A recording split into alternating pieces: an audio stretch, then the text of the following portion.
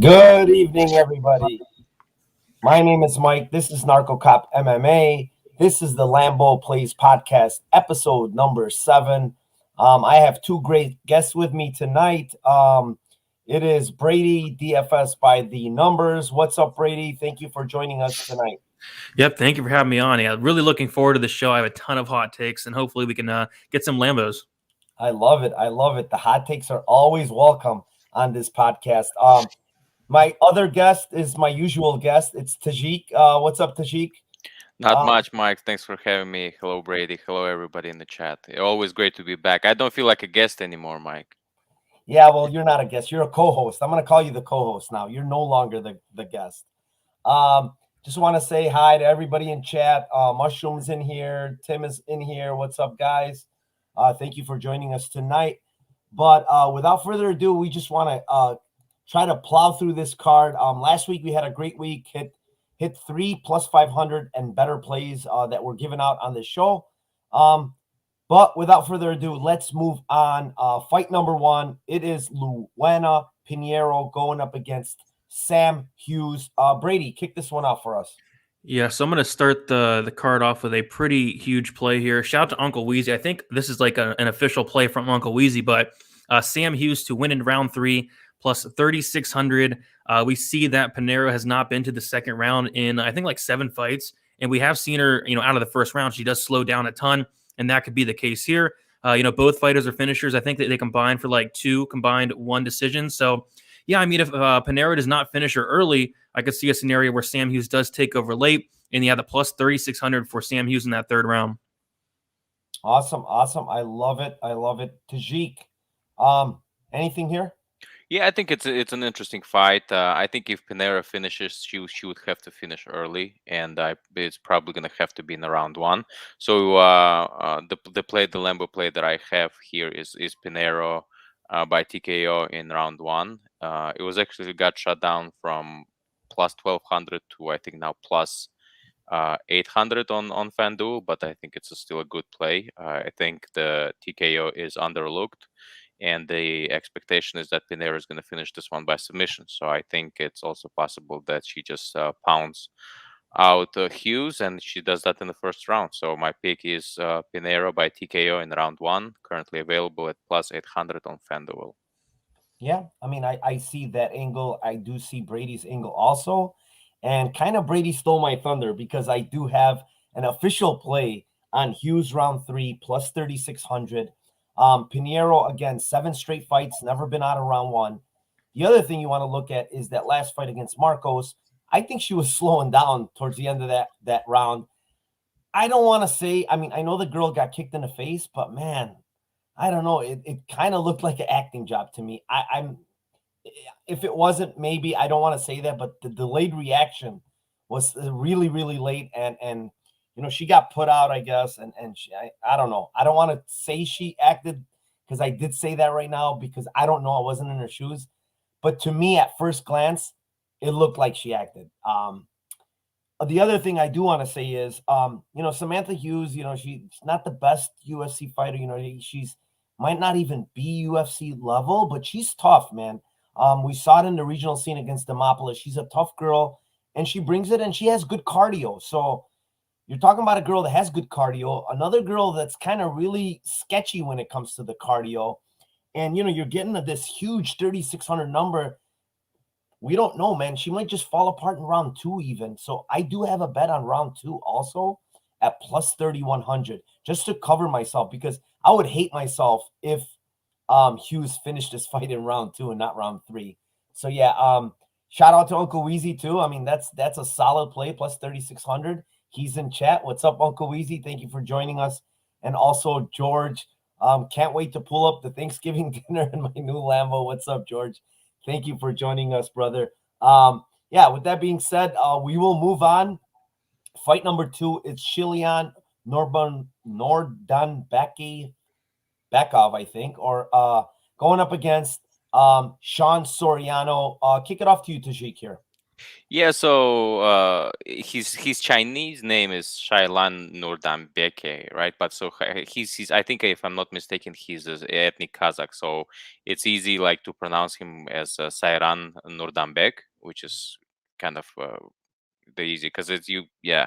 But anyways, yeah, for Sairan, I think it's a tough matchup for him because we know that he will shoot for takedowns and he will try to make it a a wrestling affair, but his volume is not that high, and that's problematic. And what's more problematic is the fact that he can't maintain much of a control even if he takes his opponents down, right? So like we saw with Kulibao fight, right? He took Kulibao down. These were solid level changes, and I think it was a good quality takedowns. But the problem is that it's just not enough, and because Soriano has a good get-up game, his defensive grappling is also there, and so it's a tough matchup for him. I initially did not agree with the odds, but I kind of tend to agree with them more now. Having said that, there's not much value in betting Soriano. So the bet that I have here is that if it goes to a decision, which I think it will, that Sairan takes it. I actually have Nurdanbek by wins by decision at plus 550, which I think is a viable play in this case. Yeah, I mean, I see where you're coming from and the shot you're taking. For me, my Lambo play here is Soriano KO round one plus 480. I mean, this guy has really, really solid striking. He's he's one of the instructors, striking coaches at Sanford MMA. This guy has really, really solid striking. We saw it in the Giagos fight. He hurt Giagos really bad. The other thing I want people to know here is that Giagos is a 55er. Soriano took that fight on short notice, up a weight class, and Giagos is a strong dude, and he got those takedowns here. I think in this fight here with Shelian, he's gonna have a hard time getting Soriano down. And if he doesn't get Soriano down and it's on the feet, he gets hit very often. And Soriano has really, really nice hands. And I think on the feet, it's a complete mismatch. So, you're getting a guy that's a really high level striker in Soriano and I think he's going to be able to finish this guy. I know he's very tough, this Shailan, but he's never faced a striker as good as Soriano. So, Soriano round one plus four by KO plus 480. I like it. What do you have here, Brady?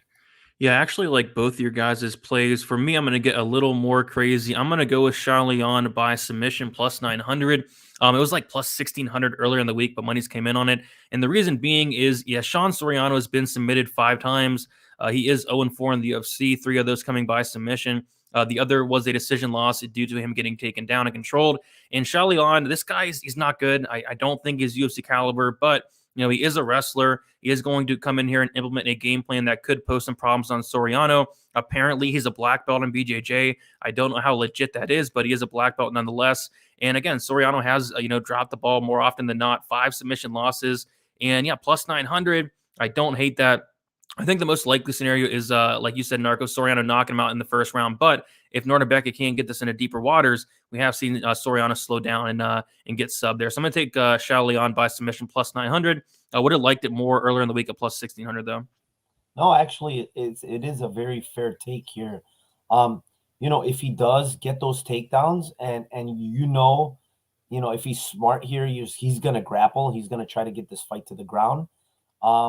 He has an advantage there. Soriano, in his losses, he's getting subbed. So, you have a good take here, to be honest. Even at plus 900, it's not bad. Of course, you want the best number, but I like it. I really do. It's not a bad play at all. Because again, like you mentioned too, Soriano kind of does slow down later in the fight. Moving on, fight number 3. Cody Darden going up against Keelan Ayori. For me here, honestly, I don't actually have a side as far as a bet, but as a Lambo play, man, I like Darden by sub plus 550. Honestly, Darden's gonna wrestle. Darden has very, very good wrestling. Ayori, he showed very well in his last fight in Molina, but Molina didn't really grapple. Molina likes to stand up, And, it was a war for whatever it's worth, and I really, really was impressed with Ayori's cardio, which was solid. I mean, even though he got hurt in that third round, the dude came back like pretty strong at the end of that round. Very, very insanely tough dude. He almost got Molina out of there at the end of that fight because he had him rocked really, really bad towards the end.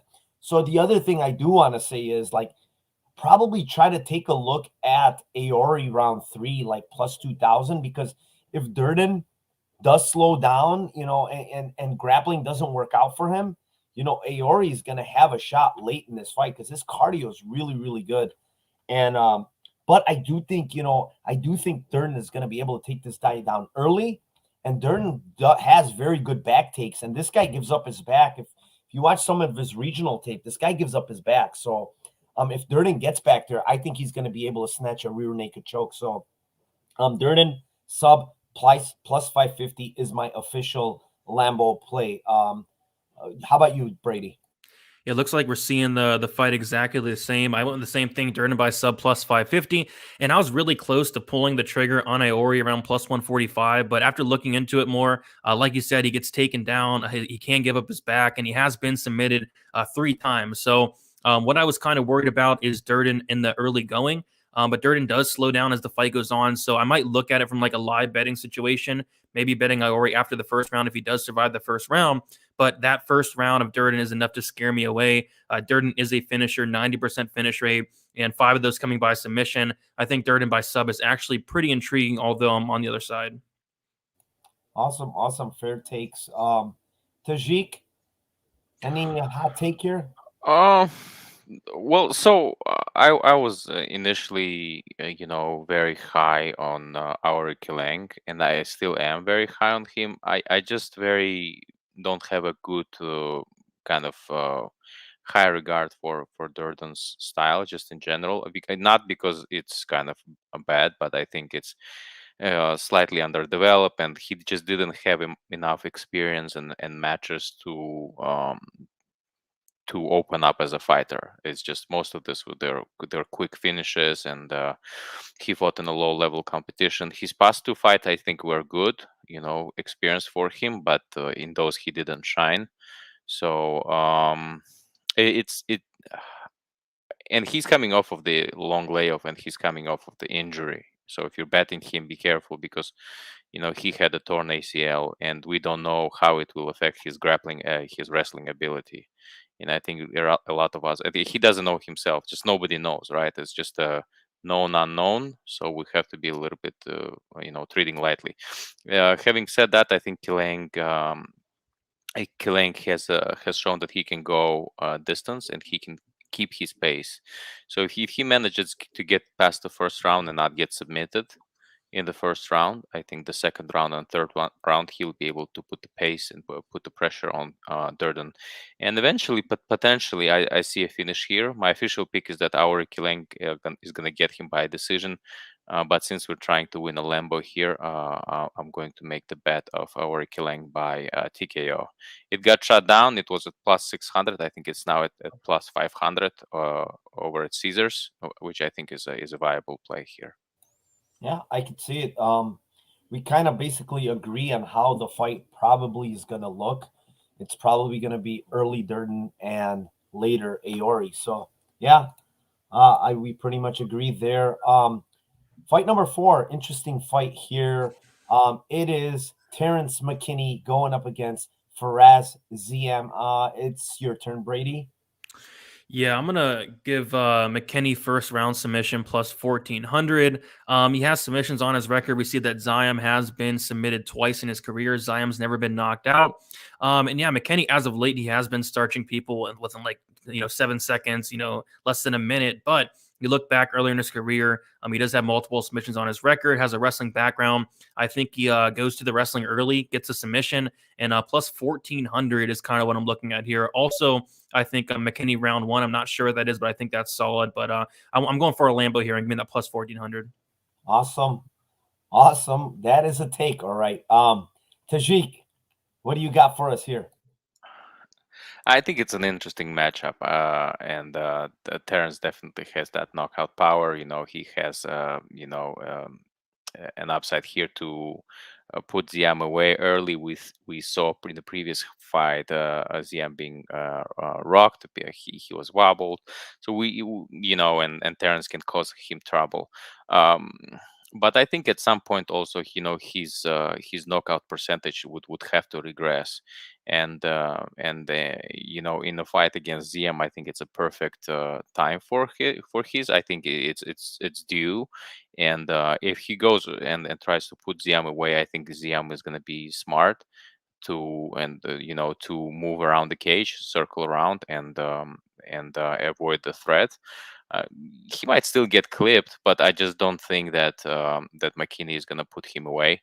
And if he's unable to put him away, we don't know what McKinney in round 2 and 3 is going to look like, but we have an idea of how ZM is going to look like. So um, it's a tough one. But yeah, again, we're trying to go for Lambo. I'm gonna go with ZM by TKO. ZM by TKO is plus 340, I think, on the FanDuel right now as well. So I think it's a good play. And I know, with McKinney, he's like DraftKings wise. I understand if you play him and you hedge it, with Ziam. But here, I think. I'm more interested in playing Ziam, and I think he will find the finish late. Like it. I like it. I'm actually all over the place on this fight. I have multiple bets on this fight that are tracked. Um, I'll give my official Lambo play as McKinney round 1 KO at plus 500, just because I think, this guy has a really, really big power. He throws everything with a lot of power, including his front kicks, you name it. This guy throws just a lot of power in all of his shots. But if you ask me one thing, and who do you like in this fight? It's for Ziam, man. He's the better technical striker, and honestly, I think his ground game is very, very underrated. Like, against Malarkey, who I think is a better like submission grappler than McKinney is, and it's not close. Um, he got a reversal in that fight. The guy is getting a lot better with his grappling, and you can see it. And stuffing takedowns. He did really well against Vendramini. I think Vendramini got one maybe takedown. I don't remember exactly, but the one thing I will say is his chin is kind of questionable because Vendramini hurt him late in that fight.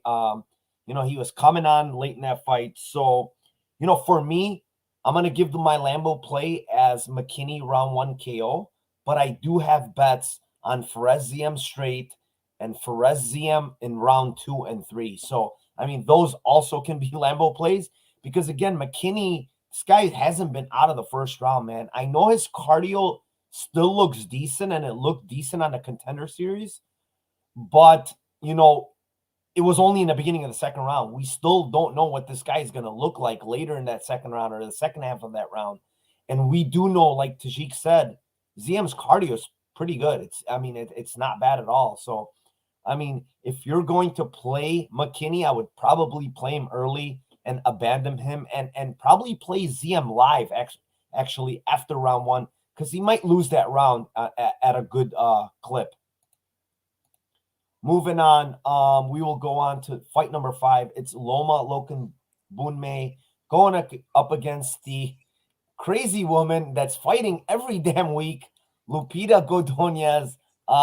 It's your turn, Tajik. What do you got here?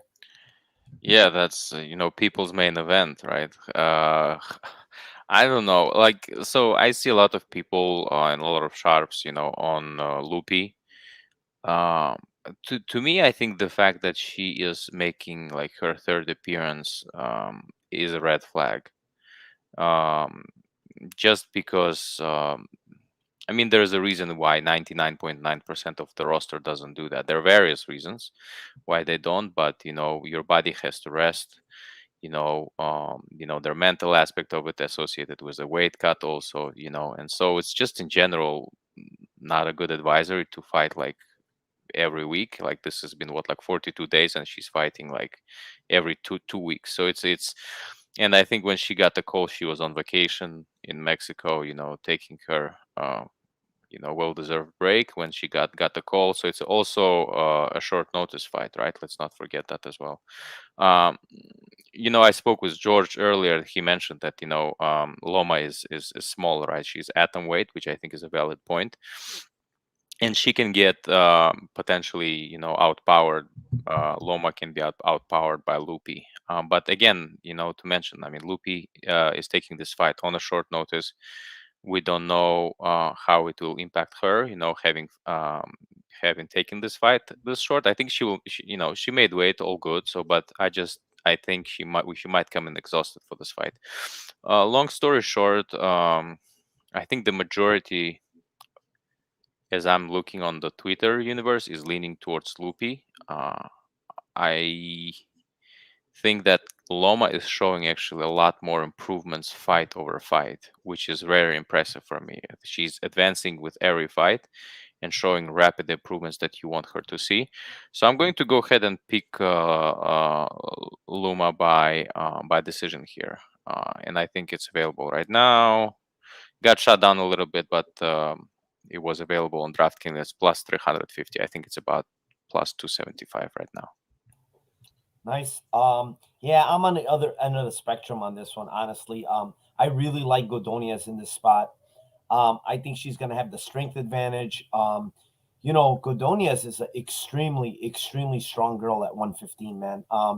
Last fight at 125 on short notice against a huge girl in Luana, Carolina, she had a lot of problems getting the takedown. But again, that girl is really, really big, and she's really big even for 25. And you got a girl that's going up on short notice that weighed in, without cutting weight, she weighed in at 121. So, she's extremely small for that division. But, at 115, the way I see her tossing these girls around, man, she's extremely strong. And, you made a point that George said to you is that I think Loma is a small 115 pounder. So she went from a big 25er to a small 115 pounder. I think she's just going to get this fight to the ground, man, and do whatever she wants when she's down there. And that's the issue I see for Loma. For me, my Lambo play is Codonius by sub plus 500. I think she takes her to the ground. I think she dominates on the ground. I mean, it could be a ground and pound, but, Loma's really tough. But I think she's going to be able to maybe snatch in some kind of sub while she's on top. Brady, how do you see this fight? Yeah, I went with the exact same thing. Lupi by sub plus 500. It was like plus 850 on DraftKings earlier in the week. I went to bet it and then it was gone. So I wish I would have got on that. But yeah, Lupi by sub plus 500 here. You take a look at Loma. She's been taken down in every single fight outside of the Hughes fight in the UFC. And even then, like, Hughes was able to control her against the cage. And Hughes is somebody that I know me and you can agree, and Tajik even, that she's probably not UFC caliber. So that kind of left a bad taste in my mouth. And yeah, Lupi, I believe she's like a purple belt in BJJ. And we saw Loma submitted just like 3 years ago, back in 2018, by a 1-1 fighter. And I think she's made improvements since then. But if Lupi's able to get her down, I think a submission, could happen. And yeah, plus 500, I think is pretty crazy. But yeah, give me Lupi by sub there. You mentioned something that I didn't mention. Yeah, that fight with Sam Hughes, it kind of should leave a small, a bad taste in your mouth, because it was a lot closer than it should have been against a girl that's, I picked her to win later in that first fight, but I don't think this girl is honestly UFC level. So, yeah, I mean, I just think it's a buy low spot, to be honest, on Codonius in a matchup that fits her very, very good. But with that being said, we will move on to fight number 6. It is Rafa Garcia going up against Natan Levy. I can kick this one off. For me, I think, Levy by submission plus 460 is not a bad spot. This guy has, multiple submissions on his ledger. He, he's 3 out of his 6 wins are by submission. He looks good when he's on the ground, not very bad. The only thing I will say with this guy is, I think his cardio's a little bit sketchy for me. He slows down. I see, in that Lugo fight, that didn't look good at all to me, that Ben Lugo fight against a guy that's 5-4. And that was just only 2 fights ago. He barely sneaked that one out, squeaked it out. Now he's fighting a guy in Rafa Garcia who, who has good cardio. The last fight against Grutzmacher had Grutzmacher hurt very bad early on. Grutzmacher kind of grinded him down later in that fight and won that fight. But, the other thing I do want to say about Rafa Garcia is he looked really, really good on the scales. I don't know if you guys noticed that, but I noticed more muscle mass on him. He looked a lot better on the scales. But, the official play, I will say, is it's Levy by submission. I like his trip takedowns. He's got really good trip takedowns. And I think if he gets it on the ground, I think he does have a advantage there. And I'm going to take that plus 460 submission lane. Brady, anything on this one? Yeah, not really. I have a bet on every single fight on the card besides this one. I thought initially I thought it would be like a nice buy low spot on Garcia after he kind of screwed everybody over in his last performance. But I went and taped Levy and actually was really impressed with them. This is a fight where I don't have the best read on, so I'm just going to give out the draw. Give me the draw plus 6,600. Some fence grabs, some nut shots. Give me that draw there. Yeah, that sounds like a take from Uncle Weezy. Yes. Some nut shots, some fence grabs. Give them take off a point and let's get that draw. Shout out to Uncle Weezy again. Yeah, I mean, I don't mind it. I'll be honest, like I couldn't really find much as far as the Lambo play on this fight, so I just went with Levy plus 460. Would I recommend it? Probably not, to be honest. Like I don't like what I see from Levy on the feet at all. Tajik, any hot takes here? Because Brady gave us a hot take and draw, but what do you have for us? I don't know if I have a hot take. I think like just in general for other fights I would, but this one is I think it's pretty straightforward for me because I see Levy has a potential, but he's peaking right now. He's 30 years old, making his debut, and I actually liked him in his last fight. I think he did a very, very good job. But I think his cardio is an issue here. It could be an issue, like you said. With Rafa can go like 3 rounds, no problem. I think it's crucial here. And I think just in general strength of competition. Rafa has already fought vets. And he was able to test himself against Nasrat Hakparast, which I think was a good way of him. It was very humbling experience, right? So he learned something out of that. And I think with Grutzmacher, he learned that he needs to control his power, his cardio. He needs to manage it better. And this learning experience comes well, but I think he's also under the pressure, right? Having lost back to back, and it could be his last fight. I think it's a tough matchup for Levy because he's also not that high volume standing up. He's very precise, his karate skills shows. So but he doesn't necessarily carry like any kind of like a knockout power to put Garcia away. In fact, Garcia has never been put away, right? And I don't think Garcia has ever been submitted either, right? So just sheer like if we look just on the paper, it's very hard to imagine Rafa being submitted or KO'd under the spot. Just looking at the plain numbers, right? So I think Rafa puts, will put the pressure on him and will try to outbox him, and I think he will take it to a decision. Decision is not Lambo enough, but it's not Carolla either. So it's like what the Garcia by decision is plus 250 actually on DraftKings. So we're getting there, which I think that's going to be my play. I think Rafa takes this one by decision. Yeah, I mean, I kind of agree with you as far as what I think what's going to happen in this fight. I probably am going to have a small poke on Rafa Garcia round 3 plus 1,800 because I do see Levy slowing down, and I don't see, even though Garcia slowed down last fight a lot in that round 3, but Grutzmacher's a different dude. This guy is like unbelievable pressure nonstop. So Natan Levy's not that guy. He's not going to make, Garcia break. I think if anything, Garcia might make him break later on in the fight. Yeah, Mike, and I think Tim has a good Lambo play here. Rafa by KO at plus 650. Yeah, I like it. Listen, he hurt, he got hurt the fight against Lugo. He was hurt really, really bad in the first round. So it's possible Rafa just hurt Grutzmacher, And I think Grutzmacher is a tough dude. Tough, very tough to get out of there. Yeah, it's very hard to put Gratz away, and I think with Alex Hernandez, he was just an outlier. But just in general, he's pretty durable. So I think it goes to show that that Rafa has power, but he also, like, if that's true, and we know that his volume is there too, then Levy is in trouble. Yeah, I agree. Moving on, fight number 7. It is Tucker Lutz going against Pat Sabatini. This one is off to you, Brady. What do you got here? Yeah, so I have an official bet on Lutz at plus 136. That is now down to plus 100. But yeah, I think Lutz wins this fight. But there's actually a prop that did stick out on the Sabatini side, and it's going to be Sabatini by submission plus 420 on FanDuel. The reason being is, I really like what I see from Lutz in terms of his takedown defense. But man, if Sabatini can get this fight down to the mat in any type of way, he's going to be very live for a submission. I actually feel like that's his majority of his path to victory is going to be a submission. So yeah, plus 420. Although I'm on the Lutz side and betting it, that was a prop that really did stick out. Awesome. Yeah, I mean, I can't argue with you there. Tajik? I think the whole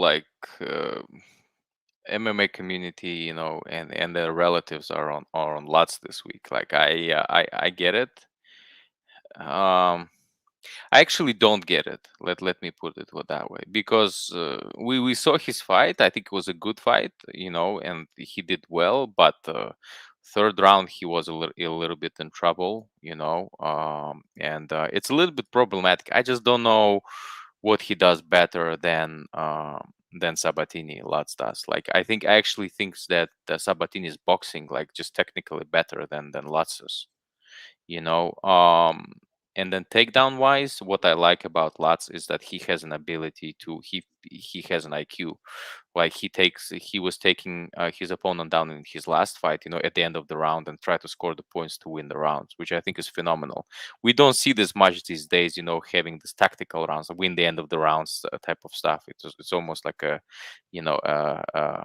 past date now. Nobody does this these days to win the rounds convincingly. He did it, like it's a bit of an old school. I like it in Lutz, but then at the same time, Sabatini is so dangerous on the ground. I don't think Lutz would want to deal with him on the ground. And standing wise, I just feel like that Sabatini is more of a precision striker than Lutz is. So he's gonna be countering Lutz when Lutz will be coming in, and I think this matchup, just stylistically, standing wise, benefits Sabatini more than it does for Lutz. So hence my pick here is going to be Sabatini by decision. I actually played Sabatini by decision at DraftKings right now. He's available by decision at plus 275, which I think is an interesting play. And we're going to see more action coming in on Lutz. Again, it's something that I'm going to eat my humble pie if he wins. I don't mind that, but I just feel like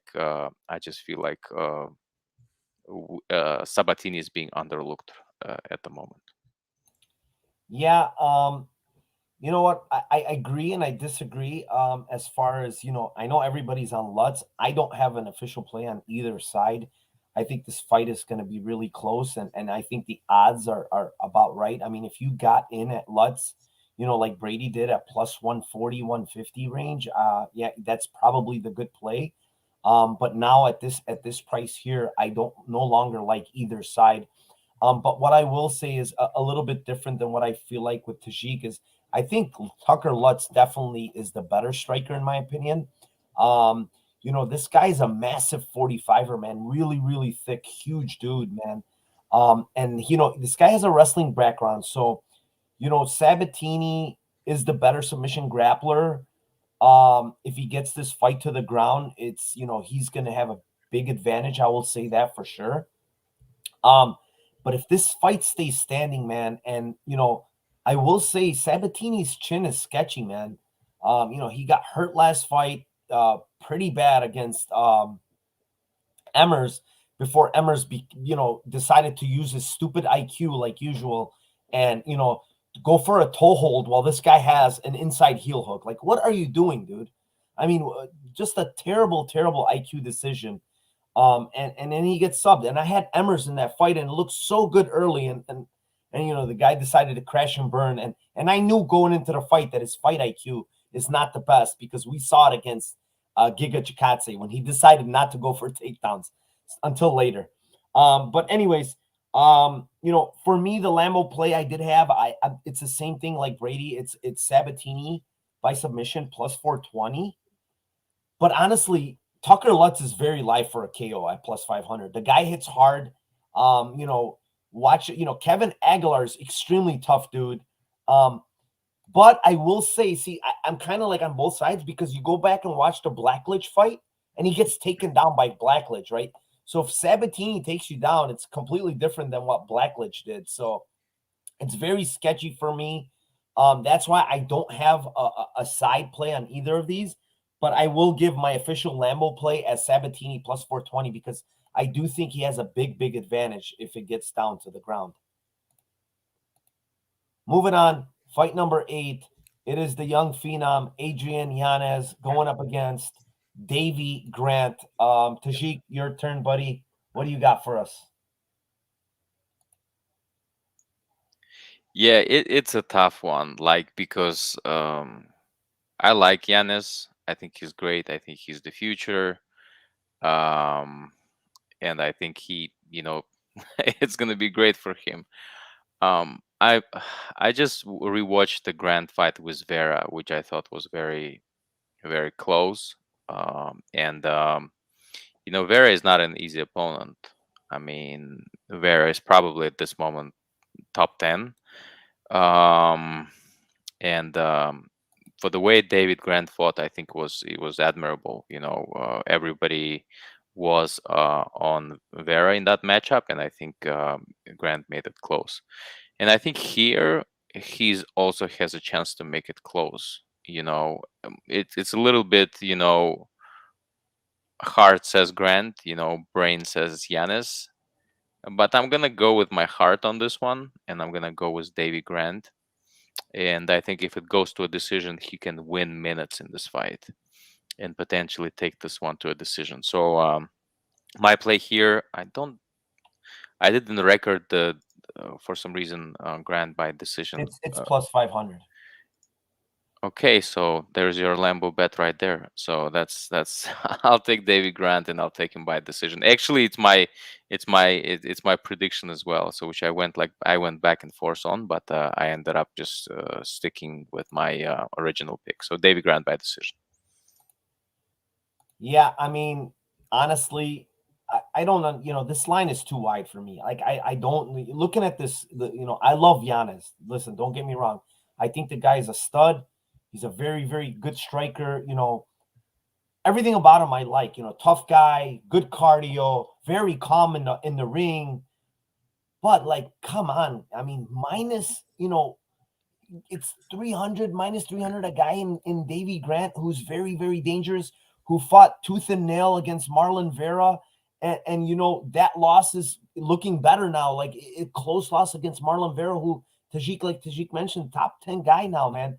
Guy's really good, very hard to fight, longer guy, could grapple. And guess what?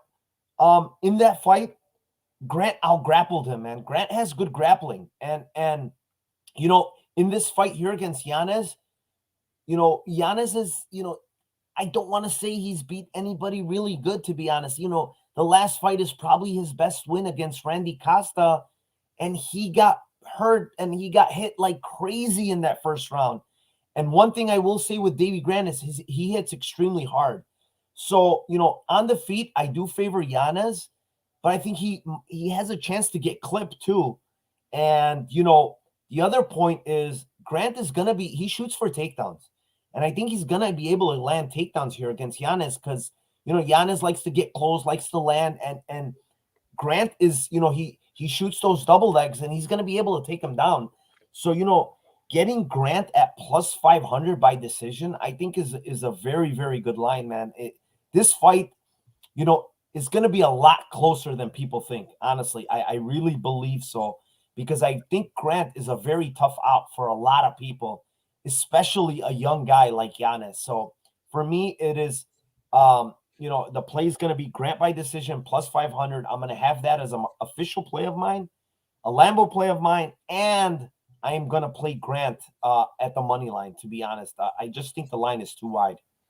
Brady, you're shaking your head. You're doing all kinds of things. I have a feeling you like Giannis here. No, yeah, I do like Giannis as well. I did bet him a while ago. Yeah, the line right now is getting a little crazy. I see minus 310, minus 320. I got him at minus 250. And yeah, I mean, Davy Grant, I do feel you. I think he could make it close, early on, but he does slow down as the fight goes on. He's now 35 years old. He's turning 36, I think, like in a month. Giannis hits like an absolute truck. We see that Davy Grant, he's never been knocked out, but he has been knocked down 3 times in the UFC. And my Lambo play is actually not going to be Giannis by knockout, because that is not a Lambo play. That is only minus 105. And I think that's what the majority of people think that's going to happen. But, Davy Grant's actually never been knocked out. He has been knocked down, but Davy Grant has been submitted 4 times. Giannis has not shown a ton of grappling in his fights, really at all. Like in the UFC, legitimately none. But he has a 14% submission rate. He is apparently a black belt in BJJ. I'm going to say Giannis submits Davy Grant, maybe like a club and sub, plus 1,400 there. Yeah, I was just going to say, while you were saying that in my head, I'm like, yeah, club and sub is very live. Probably a little later, maybe not early, but yeah, like you mentioned though, he has been hurt. He got hurt against Jonathan Martinez, got dropped. He got hurt pretty bad against Martin Day. And now you got a guy and a sniper like Giannis. I can't go against what you're saying there. And I actually might take a poke on the submission, because it is going to be live, I think, for something like the club and sub, because Davy Grant is extremely tough, and one punch is not going to put him out. You're going to have to kill this guy and actually put him out to win by KO. So I don't mind that at all. Submission at a big plus money number is solid. With that being said, we will move on. Fight number 9. It is Joanne Wood, not Calderwood, going up against Talia Santos. Honestly, this line is crazy for me. I mean, I know everybody in the MMA world is on Calderwood, and you know what? I'm sorry. I'm gonna just jump on the bandwagon, man. Like, Calderwood by decision plus 500 is too big of a line. This girl throws a ton of volume. She's landed over 100 strikes in almost every single one fight of hers. Go back to her UFC stats, and this girl just lands a lot of volume, man. And Talia Santos, yeah, can she land takedowns? Yes. Is she gonna have some control time? Possibly. But going back and looking at the girls that she's beat, right? Roxanne Modafferi, who's if she doesn't have top time, she has no chance of winning the fight. The other fight against Meatball McCann, what are you going to say about that fight? Is that a great win? I don't think so. And then, she won against, a decision against Jillian Robertson, who loves playing off her back, right? So Calderwood is not that girl. I think she tries to work back up.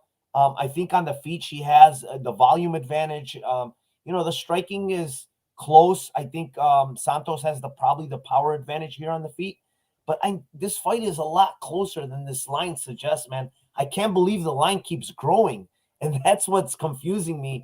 And, I have a bet on Calderwood at plus 300. I have a bet on Calderwood by decision plus 500. I just think this line is completely off.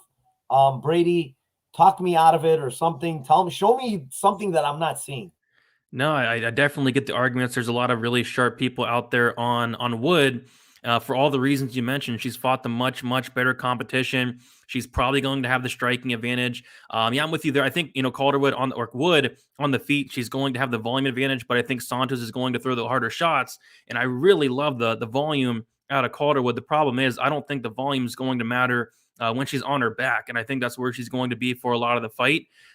Santos, she's very, very strong. And yeah, you're right. The level of competition is very, not good. Roxanne Modafferi, Robertson, Molly McCann, Barella, not good. But just to see some of the numbers she's putting up, although it's not great competition, it's just like an 86% takedown accuracy. Like, that's unheard of and that's in a 5-fight sample. So I think on the feet, it's going to be very competitive. I even favor JoJo. I favor the volume of JoJo, but I just think, in the clinch, she's going to be able to take down, JoJo early and often, rack up multiple takedowns, and win a pretty comfortable decision.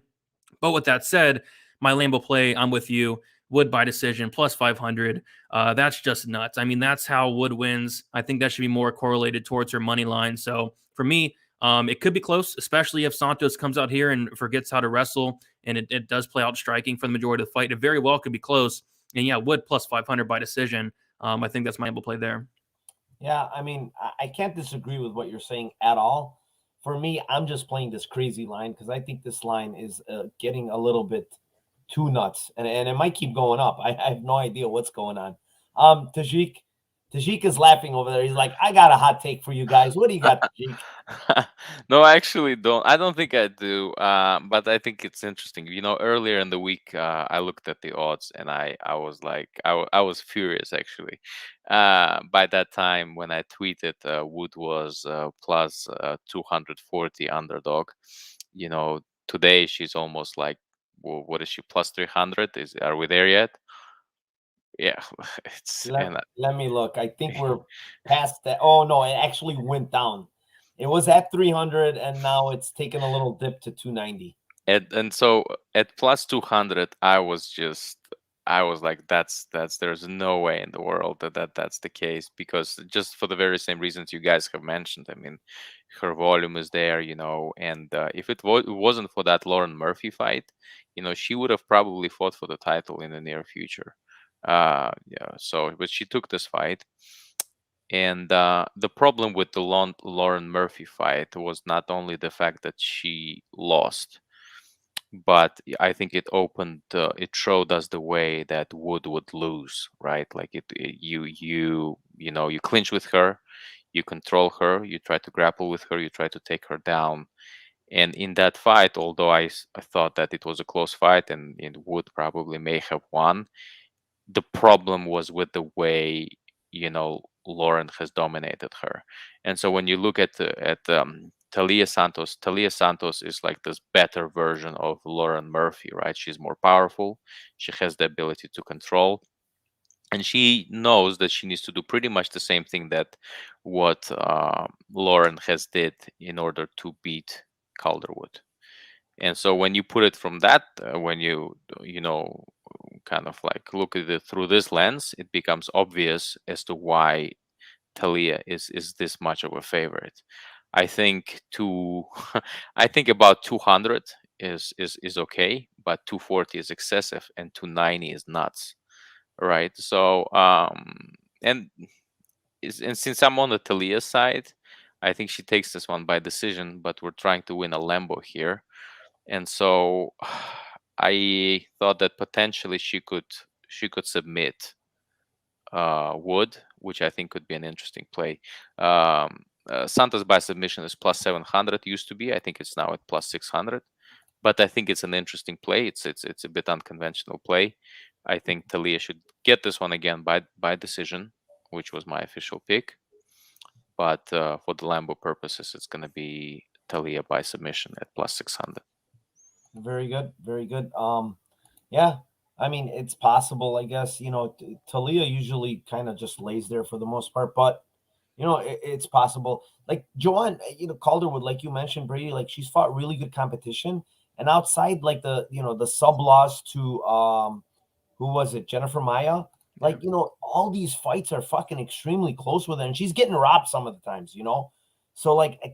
Can Santos cover this minus like 300 big tag? Like, I don't know, man. Mike, in a lot of ways, Wood reminds me of what we had with Lee last week. I told people about Lee. I thought that she would win this one easily, but we looked at her results and she was like loss. These were close decisions, and I think she can fight for the title soon. I'm talking about KGB.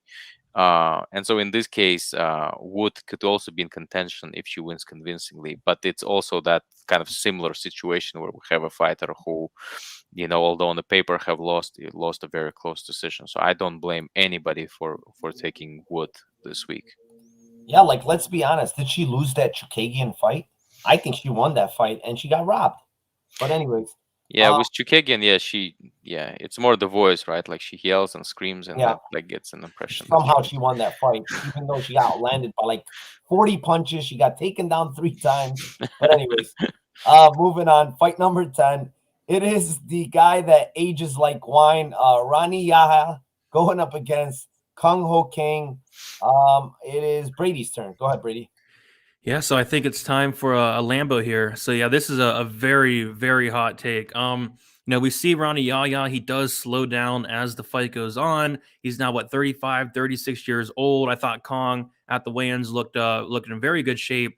When Kong does win, it's typically by submission. He has a 65% submission rate, and I think with Ronnie Yaya slowing down, I think he might, be able to get a finish late. So the play I'm going to give out is going to be Kung Ho Kong wins by third round submission plus 5,000. I think he submits a tired and old Ronnie Yaya. Whoa! Now we're talking Lambo play. Plus 5,000 submission for Young Ho King. Tajik, I don't think you can tap that, can you? No, I can't. I think we should finish the show like right here. This is, I, I think it's extremely bold play, like bolder than my head. But yeah, hold on. I need a second. I need the drink after this one. Cheers, everybody. Yeah, I love that play though, Brady. I love it. I'm Plus gonna lose 5K, my man. I'm gonna lose my Crazy. sleep tonight. But yeah, so it's interesting, right? Because when this fight was first scheduled for the first time, I bet like I don't remember, it was like 5,000, 6,000 I put on Kyoho Kang to win, and it got canceled, and I was furious. I was like calling out DraftKings, like blah blah blah. It was voided, right? And the reason why it was canceled is because I think Yaya got injured, and then I think he came back after that, right? He had one fight after that, and then he's coming into this fight having from COVID, right? He got COVID, and now he's coming back, so it kind of has me support Kyoko Hang a little bit more, even more now, because of how I thought the initially the fight's going to play out, and now he's um, with Yaya having gone through COVID. I mean, his cardio wasn't good in first place. So what is he gonna do now, like in the second place? In defense of the fighters who have had COVID, it didn't have much impact. Didn't seem to have much impact on their performances, right? So we're looking at Jack Hermanson got COVID, Hamzat Chimaev got COVID, but it didn't have much impact, Cristiano Ronaldo from Soccer World had COVID, so it's just no problem whatsoever. I just don't know how it will affect Yaya in this case, to be honest. And at some point, some of the fighter athletes who had COVID, I think, would have to have, um, effects. We would impact them in more ways than it has for the fighters who had been affected by it lighter. So I don't know. I feel like Kyoko Hang take this one. The interesting bet that I have here is a Lambo play. Also, it's Kyoko Hang by TKO round 2, which is available at let me see. This is what FanDuel at plus 1,300, which I think is an interesting play. Man, we are all on the same side. For me, I don't have an official bet, but I'm right there with Brady, man. I like King round 3 plus 1,600. For all the reasons he mentioned. Yaya's older. He slows down big time. We saw it in the Barzola fight. We keep seeing, this guy is not young, and in fighting, he's got 38 fights. He's 36 years old. But probably in fighting years, this guy might be like more like 45. This guy has been around for ages. Kang, has good cardio, looked in very good shape. I don't like what I see from King, to be honest. Like he seems to like laying on top for long periods of times. Fighting really close fights against Pingyun Loon or whatever that guy is. Who's not really very good. and fighting against Brandon Davis really close, who I like and is a tough dude. But this guy fights always close, but I will say the cardio advantage is going to be there. And if Yaya doesn't get takedowns and get this submission early, I think he's going to be in deep trouble later in this fight. And getting plus 1,600 against the guy that we know for sure will slow down later in the fight. I think it's just a shot you have to take against Ronnie Yaya, because if he doesn't finish it early, he's probably going to be holding on for dear life, later on in this fight. So I agree with you guys. Young Ho King here plus 1,600 round 3. I can't give you the plus 5,000 like Brady did. We'll move on. Co-main event. It is Michael Chiesa going up against Sean Brady. This one's to you, Tajik. What do you got here? Yeah, I watched Brady's interview. It's interesting. He said he's going to submit him. I found it interesting. I like the confidence out of him, and I also like the fact that he's a very dedicated athlete. Brady is. So it's interesting. I don't know with Chiesa. Are we, is he being overlooked under the spot? I don't know if he is, to be honest with you. So what I think about my general impression, right? I don't want to ramble about this fight. I think it's going to be a close fight, and my official prediction is that I think Brady will take this one by decision, and but the decision prop is not juicy enough for us. And if Brady said that he wants to submit him, I'll take his word for it. And so my Lambo play will be Brady by submission. It was available at plus 400 on DraftKings. I'm not sure what it is at right now, but should be about 300 and qualify for a Lambo play. Brady by submission plus 260, plus 275 around the market. For me, I actually have an official play on Sean Brady by KO plus 700 is what I got. It is down to plus 600. This guy hits hard.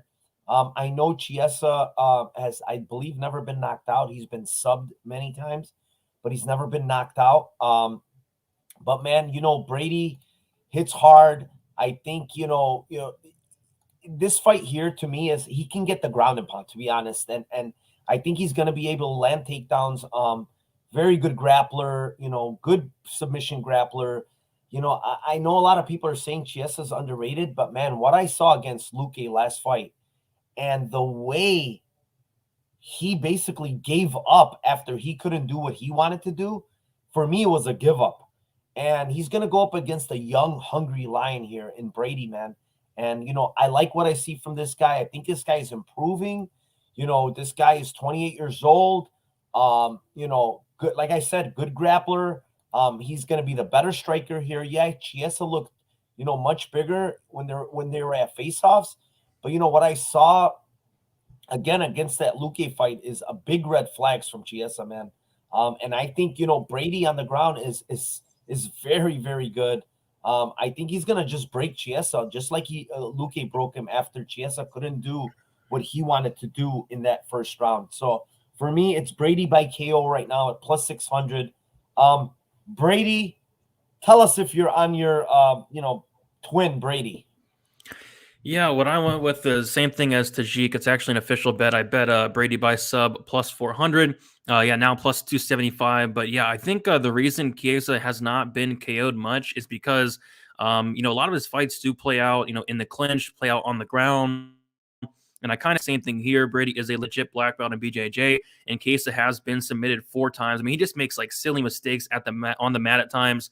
When he fought Luque, I bet Luque by sub as well, but I got that at like plus 1,400. Here's plus 400, plus 275 now. I think Brady, if he does win, I think there's a very good chance that it is a submission. So I think if I was to play Brady, that's kind of where I'd look. If I was on Chiesa, I'd actually look at the decision prop, which I think is like plus 340 there. Yeah, I mean, I agree with you. He makes a lot of mistakes on the mat too, and that's why for a guy that's a very good grappler in Chiesa, he makes too many defensively. Like he makes a lot of mistakes. So yeah, that's the reason why he does get subbed. And I mean, if you're playing that prop with Brady, I don't mind it at all because Brady is very, very good on that mat. Moving on, we are pumping through. We're to the main event. Before I go on to the main event, I want to thank everybody in chat, every one of you. There's 26 of you right now. Thank you very, very much for being here. The usual spiel, without you guys, this show would not be going on. So thank you again. With that being said, we will move on to our main event. It is, I don't know what to say about this main event, but whatever. It's our main event. It is Caitlin Vieira going up against Miesha Tate. For me, this fight is kind of, I see it basically going two ways. It's going to be Vieira early. And if this fight goes later, I think it's going to be Miesha Tate. Vieira is going to slow down. I don't think she's ever been 5 rounds. Miesha Tate has. For me, the Lambo play is going to be Miesha Tate round 4 plus 3,200. Miesha Tate round 5 plus 3,400. I just think she has an advantage later in this fight, man. If she can get out of the first couple of rounds, Vieira hits very, very hard on the feet. Vieira, she's extremely strong, but I think also that's going to be a disadvantage for her later in this fight. All that strength, all those power shots are going to get her tired. And if she can't get Miesha Tate out of there early, Miesha Tate's going to have a big advantage later. So those big plus 3,200, plus 3,400 numbers. And, again, we've seen Miesha Tate get those late finishes. She got the round 5 rear naked choke against Holly Holm. She has, an arm bar round 3. She has a triangle choke in round 4. So, just by that alone, we know she can carry. She has decent cardio. And Vieira, to me, has sketchy cardio. And this is a 5-round fight. So, again, if Miesha Tate can survive, I think she has an advantage later in this fight. Brady, what do you got for us? Yeah, surprisingly, I have the exact same thing as you. I'm with Tate to win in round 4 plus 3,200. And I do have an official play. I took a sprinkle on Tate round 3. I took a sprinkle on Tate round 4. And I took a sprinkle on Tate round 5 for all the reasons you mentioned. I think Vieira, I think she's the better fighter. I really do. She's younger. She has phenomenal takedown defense. Her striking is okay. But the cardio is the big thing. I mean, if this was a 3-round fight, I would be betting Vieira here all day. The problem is it's a 5-round fight. She's never been 5 rounds. She's never been to round 4. I think this is her very first fight that's scheduled 5 rounds. So yeah, I kind of see it the same way. I think Vieira is going to have a lot of success early. I don't think she finishes Tate. I don't think Vieira is that dangerous. The only person she's finished in the UFC was Sarah McMahon, who gets finished by everybody. So yeah, I think it's going to be very close, very competitive early on, slightly lean Vieira early on. But as the fight goes on, we've seen Vieira slow down in 3-round fights. So yeah, and imagine a 5-round fight here. So yeah, give me Tate. Round 4 plus 3,200. I think round 5 is live as well, but I took the 3rd round just in case. Yeah, and I'll also mention that, Tate, coming back after that 5-year layoff, she didn't look great against Marion Renault, but she still showed that she had the cardio. And, that's the first fight back after 5 years, and that's kind of like shaking off the rust, right? So now she's kind of in the groove. This is her 2nd fight back, and, I just 5 rounds favors her big time in this spot. Tajik, are you with us here? Yeah, I agree that 5 rounds actually favors her. So I think Vieira would have to finish her inside the 3 rounds. And so I'm gonna bet her to win inside the distance. Vieira that is, and so we have her at about plus 300 right now. I think she just goes and and takes her down potentially. I think she can do it. And Vieira is one of those cases with, if you watch her fight against Kunitskaya, I think she did enough, and I could see it could have gone different either way, but I personally scored it for Vieira. So yeah, it's tough. It's a tough matchup. It's a close matchup. I'm just not sold on Miesha Tate coming back. Miesha Tate 2.0. They gave her Marion Renault, and and we're like, okay, she's back now. Is she? I mean, I think it's a tough one. So, but I'm gonna pick Vieira, and I'm gonna pick her to win inside the distance at plus 300. I will say one thing. I know Marion Renault is on the way out, But the girl's never been finished in her career. So Miesha Tate finished her for whatever that was in her first fight back. She finished a girl that's never been finished, and Renault's fought pretty good competition. So Actually, in that fight, again, to your point, Mike, I actually thought Renault had a better chance. I thought Renault is gonna offer a competitive fight to Tate, because I actually had a really high regard for Renault, but the very fact that it was her retirement fight made me kind of like, I understood why she thought for a way out, why it was stopped. She was less motivated and yada yada yada. So maybe if it was like a 2 or 3 fights earlier, it could have been more competitive. So I think your point is absolutely warranted. It's just that I think they're in a different trajectory right now. I think Vieira is going up, while Miesha Tate is in this Jose Aldo mode, trying to make a second or third type of comeback, or or even Frankie Edgar mode, to be honest with you. Probably more towards Frankie Edgar if we were to find, right? She's to find. I if she proves me wrong, so be it. But I just think Vieira. I like Vieira's grappling, and I think standing up, I think she should probably offer better hands than Miesha does, and outbox her as well. Fair enough. Fair enough. Yeah. With that being said, that will complete our plays for this Lambo podcast. I want to thank both my guests, Brady, Tajik. Thank you very much for being here with me on a Friday night.